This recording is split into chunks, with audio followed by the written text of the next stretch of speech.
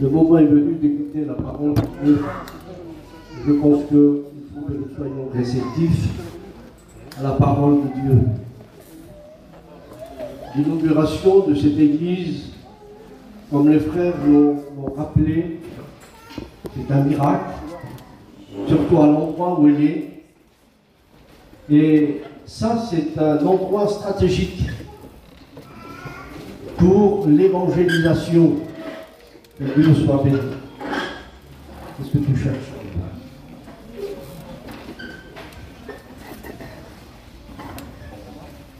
Nous allons ouvrir la Bible parce que notre message, c'est rien d'autre que l'évangile. L'évangile qui reste et demeure la puissance de Dieu pour le salut qui comprend. Je voudrais faire une lecture avec vous dans le livre des Nombres, au chapitre 23, et un court verset qui dit ceci, au verset 10, fin du verset 10, que je meure de la mort des justes, et que ma fin soit semblable à la leur. Que je meure de la mort des justes. Que Dieu soit béni. Le but de l'Église, c'est de transmettre l'espérance de la foi chrétienne. Car l'apôtre Saint Paul, vous n'ignorez pas que l'apôtre Saint Paul a dit « Je ne veux pas que vous soyez comme ceux qui n'ont point d'espérance ». Il y a des gens qui n'ont point d'espérance quant à leur avenir éternel. Mais nous pouvons affirmer l'Église du Seigneur que nous savons en qui nous avons cru. Le grand apôtre Saint Paul pouvait dire « Je sais en qui j'ai cru ». Mais cela, ce n'était pas quelque chose qu'on lui avait inculqué par tradition. Il avait fait une expérience réelle avec celui qui croyait connaître, mais il ne le connaissait pas.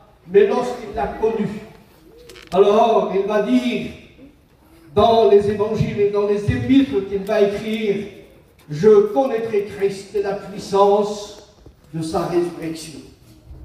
Et nous disons Amen à la parole de Dieu. Que je meure de la mort des justes. Pourquoi? Parce qu'il y a une réponse biblique.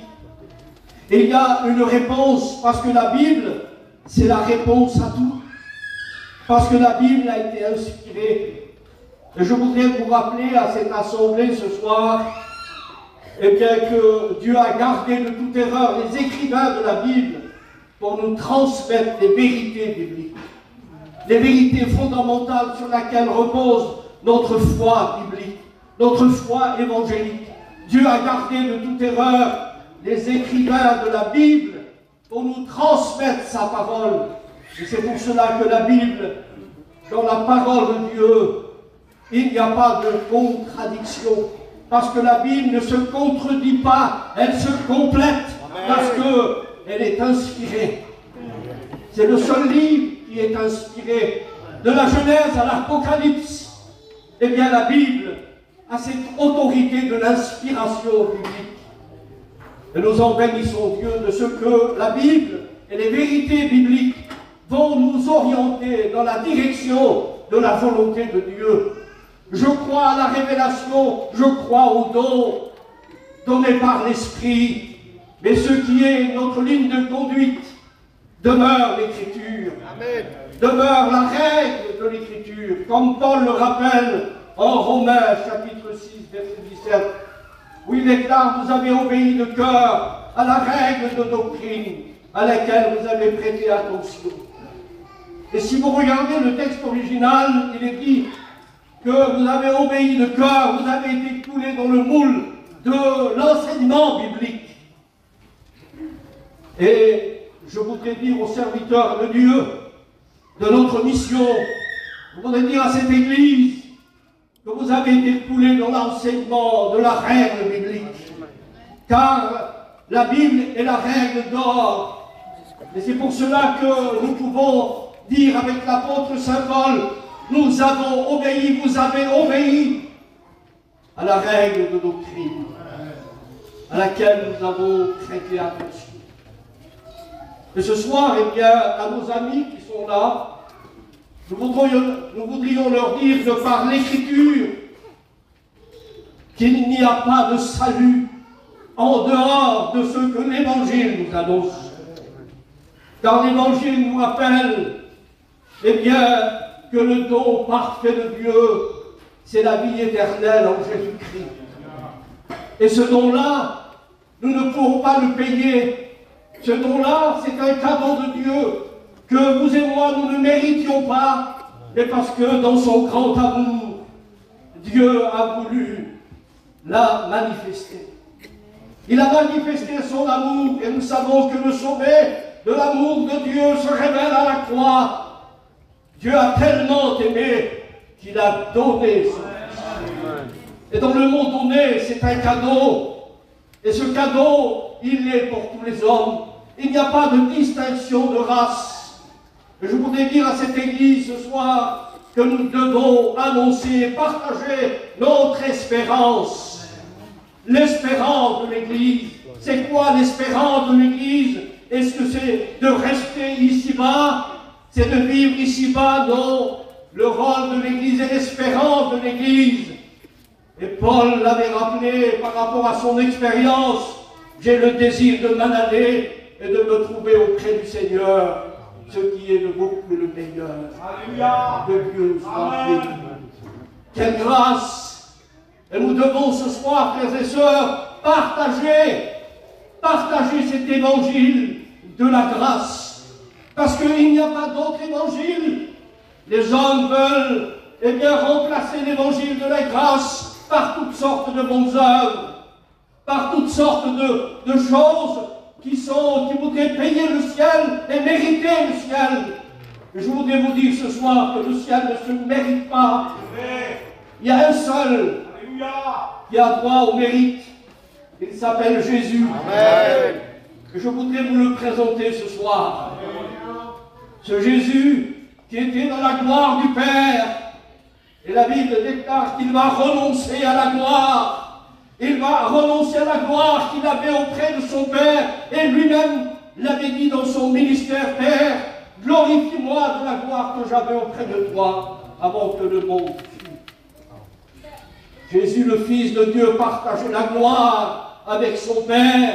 Mais il a renoncé. Et des hommes farfelus, des hommes qui ont voulu détourner l'enseignement de la Bible, on dit que Jésus, lorsqu'il était venu, il s'est dépouillé de sa divinité. Pas du tout. Jésus n'a pas, eh bien, ne s'est pas enlevé de sa divinité, car la Bible déclare qu'il ne s'est pas dépouillé de sa divinité. Il y a eu des faux enseignements, mais ce soir, béni soit Dieu, nous sommes là, les serviteurs de Dieu qui conduisent la mission. Nous voulons remettre les choses en place. Parce que le Seigneur nous a donné son Esprit Saint. Et le Saint-Esprit est celui qui conduit les serviteurs de Dieu. Jésus a dit, quand le Consolateur sera venu, eh bien, il vous conduira dans toute la vérité. Et si quelqu'un demeure sous cette onction de la vérité, eh bien, le Saint-Esprit l'orientera dans la direction de la volonté de Dieu. Parce qu'il n'y a pas de distinction entre l'enseignement du Père, l'enseignement de Jésus et l'enseignement du Saint-Esprit. Je voudrais rappeler ce soir, au nom de la parole de Dieu, que je voudrais partager cette espérance avec vous, mon espérance, votre espérance, enfants de Dieu, car il y en a trop dans le monde qui sont perdus et ils n'ont pas d'espérance quant à leur avenir. Mais le texte que nous venons de lire ce soir, je voudrais mourir de la mort des justes. Que Dieu soit béni et que ma mort soit semblable à la leur. Qu'est-ce qu'un juste? Eh bien, c'est celui qui a compris qu'est-ce que l'Évangile. Un juste, c'est celui qui a compris qui est Jésus-Christ. Oui, parce que l'homme ne peut pas se justifier lui-même et donner à Dieu le prix du rachat de son âme. Oui, le juste, c'est celui qui trouve un refuge même en sa mort. Ça, c'est l'Écriture qui le déclare dans Proverbe chapitre 14. Le juste trouve même, eh bien, un refuge en sa mort. Eh bien, peut-être certains diront, eh bien, que c'est une affliction de mourir dans la chair. Mais Jésus n'a-t-il pas dit, heureux les affligés, car ils seront consolés. Et quelle consolation, que Dieu soit béni. Nous sommes là dans Apocalypse chapitre 14 et verset 13, où il est dit, ça fait partie des béatitudes de l'Apocalypse. En Apocalypse, il y a 7 béatitudes. Et chapitre 14, verset 13 en fait partie. Et il dit ceci, heureux les morts qui meurent dans le Seigneur, car ils se reposent de leurs œuvres. Heureux, et dans le mot heureux, il y en a une béatitude, nous l'avons rappelé tout à l'heure. Une béatitude, c'est le sommet du bonheur, qui ne se trouve pas dans le monde, qui ne se trouve pas dans les choses palpables, dans les choses qui sont passagères. Non, le mot béatitude, il se trouve en Jésus-Christ. Et le psalmiste pouvait dire, heureux l'homme et la femme à qui l'Éternel a pardonné son péché. Et là, nous sommes devant la plus grande des béatitudes. Et la béatitude, par rapport au texte exégétique de l'Apocalypse, heureux les morts qui meurent dans le Seigneur. Et le texte exégétique déclare, dès l'instant où ils ferment les yeux, ils sont heureux. Que Dieu soit béni. Ils seront dans une béatitude. Il n'y a pas de mots pour parler de cette béatitude. Il y aurait tant de choses à dire par rapport aux béatitudes. Et Apocalypse chapitre 1, verset 3 déclare, heureux celui qui lit. Et ça, c'est pour l'assemblée. Amen. Parce qu'à l'époque, il n'y avait pas beaucoup de livres de la Bible écrits. Et on lisait devant l'assemblée. Et le pasteur qui disait, eh bien, transmettez la lecture à l'assemblée. Heureux celui qui lit. Et ceux qui entendent les paroles de la prophétie de ce livre et qui gardent les choses qui sont écrites. Car le temps est proche. Et dans le mot heureux, eh bien, nous ne comprenons pas toujours ce que nous lisons. Mais l'Apocalypse déclare par l'apôtre Saint Jean, heureux celui qui lit. Il ne dit pas heureux celui qui comprend, parce qu'il n'y aurait que des intelligents qui comprendraient la Bible. Mais la compréhension de la Bible n'est pas une affaire d'intelligence, c'est une affaire de cœur. Que Dieu soit béni. Je voudrais rappeler à cette assemblée que si des fois vous lisez la Bible et que vous ne la comprenez pas, eh bien, il faut que nous nous humilions devant Dieu. Il faut avoir cette attitude par rapport à notre incompréhension parfois des Écritures. Et pourtant Dieu veut nous parler par sa parole. Et si je ne comprends pas, alors je m'humilie devant Dieu. Et lorsque je m'humilie, alors la Bible devient pour moi comme l'expérience du roi David. Ta parole est pour moi, ô Dieu, comme un homme qui découvre un grand trésor. Et nous voulons y puiser ce soir. Que Dieu soit béni. Heureux celui qui lit. Il ne dit pas heureux celui qui comprend, parce qu'il n'y aurait que les cerveaux à 10 étages qui comprendraient l'évangile. Et sans rabaisser qui que ce soit dans notre peuple, nous n'avons pas fait beaucoup d'école. Et je voudrais vous rappeler ce soir que nous avons un grand privilège d'être à l'écoute de l'évangile, d'être à l'écoute de la parole, pour que nous la comprenions et que nous la gardions. L'écouter c'est bien, mais la garder c'est mieux. Amen. Heureux celui qui lit et ceux qui entendent les paroles de la prophétie de ce livre et qui gardent les choses qui sont écrites. Que Dieu soit béni. Je voudrais vous parler des justes qui meurent. C'est le texte que nous venons de lire. Je voudrais mourir de la mort des justes. Qu'est-ce qu'un juste? La Bible déclare que les hommes sont injustes. Le meilleur des hommes, son cœur est comme un buisson d'épines. Il n'y a rien de bon dans l'homme. Comment être juste devant Dieu? Le livre de Job, chapitre 14, verset 14 déclare: si l'homme, une fois mort, pouvait revivre. C'est la question que les hommes se posent sans espérance. C'est la question que tu te poses peut-être ce soir. Après la mort, le rideau tombe, c'est terminé. Mais je voudrais vous dire de par l'Écriture que ce n'est pas terminé. Parce que Jésus déclare que le grain de blé qui est semé en terre ne peut revivre s'il ne meurt, ne peut produire du fruit s'il ne meurt. Ainsi en est-il du corps. Il est semé corruptible, il ressuscitera plein de force. Que Dieu soit béni. Mais pour cela, il faut être conforme à l'Évangile. Et Paul déclare, si nous sommes morts avec lui par la conformité de sa mort, nous le serons aussi par la conformité de sa résurrection.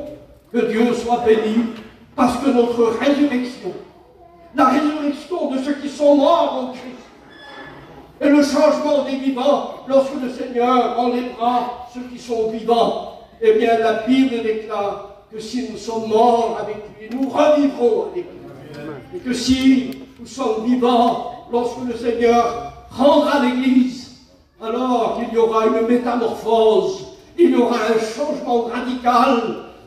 Que Dieu soit béni. Alors, je parlais avec quelques-uns des contradicteurs et ils ont dit, mais le corps ne ressuscite pas. Mais si le corps ne ressuscite pas, Jésus n'est pas non plus ressuscité. Parce que nous trouvons que le plus grand miracle dans la Bible, c'est la résurrection de Christ. Sans ce fait glorieux, nous serions toujours dans nos péchés. Mais la Bible déclare qui nous a justifiés. Amen. Et le mot justifié signifie n'avoir jamais péché devant Dieu. C'est le mot, la réalité et le sens véritable de ce mot. Parce que Dieu nous voit comme n'ayant jamais péché à cause de quelque chose. Et savez-vous qu'est-ce que c'est? Eh bien, c'est la mort de Jésus. Il est mort pour nos péchés. Bien plus, dit Paul, il est ressuscité pour notre justification. C'est ça l'Évangile. L'Évangile, c'est pas rappeler ce que je pense, c'est rappeler ce que l'Écriture. Amen. Que Dieu soit béni.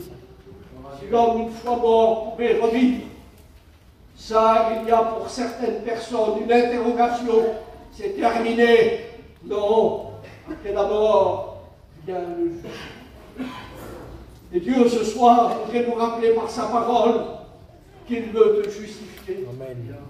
Ce qu'il a justifié, il va aussi les glorifier, dit l'Écriture. Que Dieu soit béni. Et je voudrais rappeler que si la mort, eh bien le péché a été la mort, et si le péché par un seul homme est entré dans le monde, et qu'ainsi dit Paul, la mort s'est étendue sur tous les hommes, parce que tous ont péché, il n'y a pas un juste, pas même un seul, et comment se justifier devant Dieu? Eh bien je voudrais vous dire que Christ est mort. Bien plus, il est ressuscité. Je ne voudrais pas être trop long, mais je voudrais rappeler à cette assemblée qu'il y a 3 raisons pour lesquelles un chrétien véritable ne peut pas être condamné avec le monde. Il y a 3 raisons. Un véritable chrétien ne peut pas être condamné avec le monde, parce que Paul le rappelle qu'il n'y a plus de condamnation, Romains 8, pour ceux qui sont en Jésus-Christ. Amen. Car la loi de l'esprit de vie m'a affranchi de la loi du péché. Chose impossible à la loi, parce qu'elle la rendait sans force. Et je voudrais vous rappeler ce soir, frères et sœurs et amis, oui, oh, que Dieu soit béni pour l'évangile de Dieu. Parce qu'il n'y a pas 10 évangiles, il n'y a qu'un seul évangile. Et cet évangile, c'est l'évangile de la grâce. 3 raisons, et la première des 3 raisons, c'est qu'un chrétien ne peut pas être condamné avec le monde, parce que Christ est mort. Christ est mort, et dans sa mort, il a expié nos péchés. Il a ôté nos péchés. Ce qui était impossible dans la loi, ce qui était impossible au travers des sacrifices de l'Ancien Testament, parce que les sacrifices de l'Ancien Testament ne pouvaient ôter le péché. Il fallait que le pécheur renouvelle son sacrifice. Mais béni soit Dieu, Jésus a offert un seul sacrifice. Amen. Il est mort une seule fois pour tous. La Bible déclare que la deuxième raison qu'un chrétien ne peut pas être condamné avec le monde, c'est sa résurrection. Car la résurrection, c'est le plus grand miracle de la Bible. Que son nom soit béni. Pour ceux qui ont été à Jérusalem, si vous allez au tombeau, vous ne verrez jamais le corps de Jésus. Le corps de Jésus n'est pas dans le tombeau. Il est sorti le 3e jour. Amen. Que Dieu soit béni, Dieu le Père, avec l'Esprit Saint, ont ressuscité le corps de Jésus. Et tel il est, tel il est. Que Dieu soit béni. Je ne voudrais pas être trop long, mais je vais continuer en disant ceci. La 3e raison qu'un chrétien ne peut pas être condamné avec le monde, c'est quoi? Eh bien, je voudrais vous rappeler ce soir de parler de l'Écriture, que c'est son intercession pour qu'avocat auprès du Père. Oui, Jésus, il est mort pour nos péchés, bien plus, il est ressuscité pour notre justification. Et la 3e raison pour laquelle un chrétien ne peut pas être condamné, c'est à cause de l'intercession de Jésus en tant qu'avocat auprès du Père. Petits enfants, dit l'apôtre Jean, si quelqu'un a péché, c'est pas pour les gens du monde, parce qu'un chrétien ne vit pas dans le péché, mais ça arrive qu'il peut mettre un genou à terre. Et si quelqu'un a péché, alors l'apôtre Jean, l'évangile nous dit, si quelqu'un a péché, nous avons un avocat. Et il est dit, petits enfants. Si vous prenez la racine de ce mot, le mot pédia signifie petit bébé, signifie enfant. Eh bien, ce soir, si tu es dans cette situation, Dieu te rappelle à l'ordre. Parce qu'il y a une possibilité pour toi. À cause de Jésus en tant qu'avocat, il intercède pour toi. Et tu peux revenir à lui dans un élan de foi, dans la repentance. Il est celui qui ne te rejette pas. Parce que tant que la vie est présente, alors il y a toujours possibilité avec lui. Que Dieu soit béni. Alors ne laisse pas passer cette chance. Si on peut dire la chance, parce que la chance qui est dans le monde, elle n'existe pas. Mais je voudrais vous rappeler ceci ce soir. Je voudrais continuer 5 minutes si vous voulez. Amen. Que Dieu soit béni. Christ est mort, bien plus. Il est ressuscité. Que Dieu soit béni. Ainsi dit Paul, je connaîtrai Christ et la puissance de sa résurrection. Et je voudrais revenir sur ce que j'ai dit tout à l'heure. Si vous allez à Jérusalem, le corps de Jésus n'y est plus. Parce que le corps de Jésus ne pouvait pas connaître la corruption. Pardonnez-moi. À cette assemblée, nous savons eh bien, ce qui se passe après la mort. Mais le corps de Jésus n'a jamais connu la corruption. Parce qu'il est dit prophétiquement que ton voix ne verra pas la corruption. Jésus était ressuscité. Le tombeau n'a pas pu le retenir. Alors certains commentateurs ont dit que les contradicteurs ont dit que c'était le froid du tombeau qui l'avait réveillé. Mais nous voudrions faire tomber cela à la renverse parce que c'est ses ennemis qui ont constaté ça. Centurion romain était là. Ils n'ont pas brisé les jambes de Jésus. Et quand ils ont vu qu'il était mort, eh bien ses jambes, pour accomplir les prophéties, eh bien n'ont pas été brisées. Aucun de ses os ne serait brisé. Amen. Donc, c'est ses ennemis qui ont constaté sa mort et pas ses amis. Jésus est réellement mort.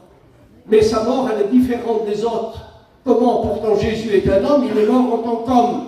Mais si vous lisez l'Écriture, eh bien sur la croix, avant d'expirer, Jésus renvoya son esprit. Il l'a fait délibérément. Un homme comme vous et moi, on va résister. On va essayer de résister pour ne pas mourir. Mais la mort, elle vient et elle frappe. Et Jésus, délibérément, il a renvoyé son esprit. Ça, c'est la différence. Que Dieu soit béni. Jésus, il est mort, mais il n'a pas resté au tombeau. Il est ressuscité. Et il s'est assis à la droite de Dieu, d'où il reviendra, que son nom soit béni. Alors, quand Jésus disait « Je suis la résurrection et la vie. Celui qui croit en moi vivra quand même, il serait mort. Il y aurait plein de choses à dire. » Je voudrais vous rappeler ce soir, frères et sœurs et amis, que Jésus, il est l'éternel présent. Il a dit, je suis la résurrection et la vie, et si quelqu'un croit en moi, il ne mourra jamais. Que Dieu soit béni. Parce que le moment est synonyme de sommeil. Quand Jésus est venu à Béthanie, les disciples ont dit, mais Lazare est mort, il le sent déjà, ça fait 4 jours qu'il est mort, et Jésus lui va dire, Lazare dort et je vais le réveiller. Parce que ça, c'est synonyme par rapport au sommeil. Tous ceux qui se sont endormis dans le Seigneur, eh bien, la Bible déclare qu'ils se réveillent. Que Dieu soit béni. Alors, 2 minutes, et je vais essayer de conclure pour vous dire ceci. Heureux, je rappelle ce mot heureux, les morts qui meurent dans le Seigneur, car ils se reposent de leurs œuvres. Que Dieu soit béni. Car leurs œuvres les suivent. Et c'est que ce n'est que la véritable Église qui va connaître toutes ces choses-là. Toutes ces vérités bibliques, il n'y a que le véritable corps du Christ. Alors, je voudrais vous rappeler ce soir, l'Église du Seigneur, que l'on doit donner la possibilité à ceux qui sont perdus et qui n'ont pas cette espérance que vous avez, eh bien, au dehors, leur partager cette espérance. C'est le rôle de l'Église. Et je termine avec ce mot concernant la prière modèle que Jésus a enseigné dans l'évangile de Matthieu, chapitre 6. Que ta volonté soit faite sur la terre comme au ciel. Oui, je voudrais rappeler à cette assemblée que le royaume de Dieu progresse sur la terre dans la mesure où il est accompli par son Église. Oui, la volonté de Dieu progresse sur la terre quand elle est accomplie par l'Église que nous sommes. Et je voudrais dire ceci, que le royaume de Dieu, eh bien, prendra fin un jour, mais pas dans l'immédiat, parce que le royaume de Dieu se manifeste. À quel moment se manifeste le royaume de Dieu? Jésus prêchait, parcourait et prêchait le royaume de Dieu dans les villes et les villages. Matthieu 4, 23, et il disait aux hommes de se repentir, et tous ceux qui venaient à lui étaient délivrés de leurs infirmités, que ce soit des malades, que ce soit des lépreux. Eh bien, Jésus manifestait la puissance du royaume. Que Dieu soit béni. À quel moment se manifestait la puissance du royaume? Eh bien, la puissance du royaume, de cet évangile que Jésus prêchait, se manifestait dans la guérison des malades, et le royaume de Dieu se manifestait dans la délivrance de ceux qui étaient possédés par des esprits impurs. Oui, c'est marqué comme ça, et c'est Jésus qui le rappelle, et qui disait, si c'est par le doigt de Dieu que je chasse les démons, alors le royaume de Dieu est donc venu vers vous. Nous devons manifester, Église du Seigneur, pasteur, la puissance de cet évangile, la puissance de ce royaume de Dieu. Que son nom soit béni. Et le royaume de Dieu, il a aussi un accomplissement eschatologique où Israël entrera dans le royaume messianique. Que Dieu soit béni lorsqu'elle se convertira à son Messie. Et lorsque Paul déclare en Romains 11 qu'il détournera de Jacob ses inquiétudes quand le libérateur viendra de cieux, alors il détournera de Jacob tous ses inquiétudes. Voilà, nous allons prier le Seigneur. Et je voulais dire ceci. Il y a eu des grands hommes dans le monde qui ont apparu, tels que Lénine, qui était un athéiste. Il avait enseigné l'athéisme. Et il y avait sur la place rouge à Moscou cette inscription. Il y avait un sarcophage et des millions de personnes venaient, eh bien, là, l'honorer, l'adorer comme un dieu. Et il y avait un écriton en son honneur. Il a été le plus grand homme de tous les temps. Il a été le sauveur de l'humanité. C'est écrit au passé. Il n'est plus aujourd'hui. Jésus déclare, je suis. Amen. Il est l'éternel présent. Amen. Il n'aura point de fin. Il vit au siècle des siècles. Lorsque l'apôtre Jean le voit en Apocalypse, il tombe à genoux devant lui. Il ne l'a jamais vu comme cela. Pourtant, il connaissait Jésus dans son humanité. Mais là, il le voit d'une façon glorieuse. Il tombe sur sa face. Et Jésus va lui dire, ne crains point. Amen. Ne crains point. Que Dieu soit béni. Frères et sœurs, nous le verrons comme cela. Puisqu'en Apocalypse chapitre 22, il est dit que ses serviteurs verront sa face. Nous le verrons tel qu'il est. C'est pour cela qu'il en vaut la peine de lui rester fidèle et de marcher dans l'obéissance. Que Dieu soit béni. Parce qu'un véritable chrétien, eh bien, il se distingue des autres par sa foi, par son obéissance, par sa fidélité. Que Dieu soit béni. Que Dieu soit béni. Je ne vais pas plus loin. Je vais pas prier.